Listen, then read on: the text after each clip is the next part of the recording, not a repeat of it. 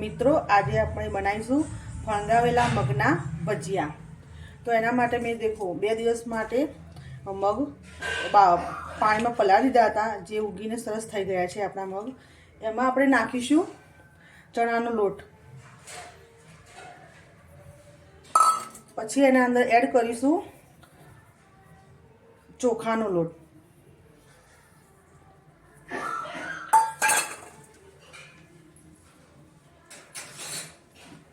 મિત્રો એના અંદર આપણે ડુંગળી, મરચાં, લસણ, આદુ એ બધું મિક્સ મેં ક્રશ કરી દીધું હતું, જેમાં આમાં આપણે એડ કરીશું।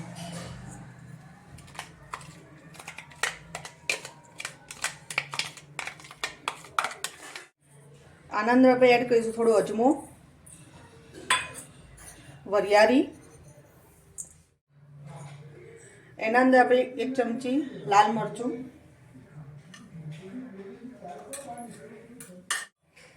1 ચમચી ધાણા જીરું,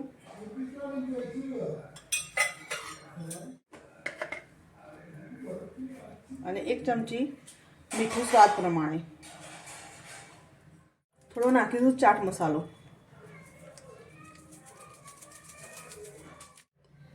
હવે આપણે આ બધી સામગ્રીને અંદર મિક્સ કરી દઈશું।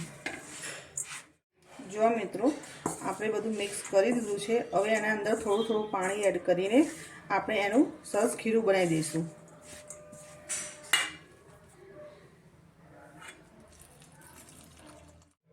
મિત્રો આપણે ખીરું તૈયાર થઈ ગયું છે। હવે 10 મિનિટ માટે એને ઢાંકીને એક સાઈડ મૂકી દઈશું આપણે એને।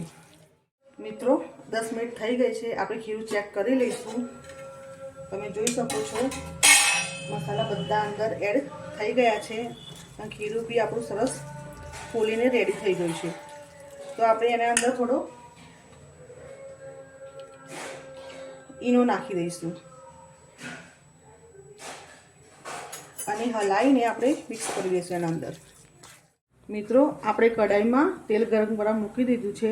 હવે તેલ ગરમ થઈ જાય એટલે 2 ચમચી તેલ આપણે ખીરુંમાં એડ કરીશું।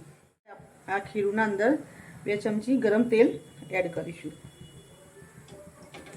મિત્રો આપણું તેલ ગરમ થઈ ગયું છે। હવે ધીમે ધીમે આપણે એના અંદર એક એક ભજીયા પાડતા રહીશું।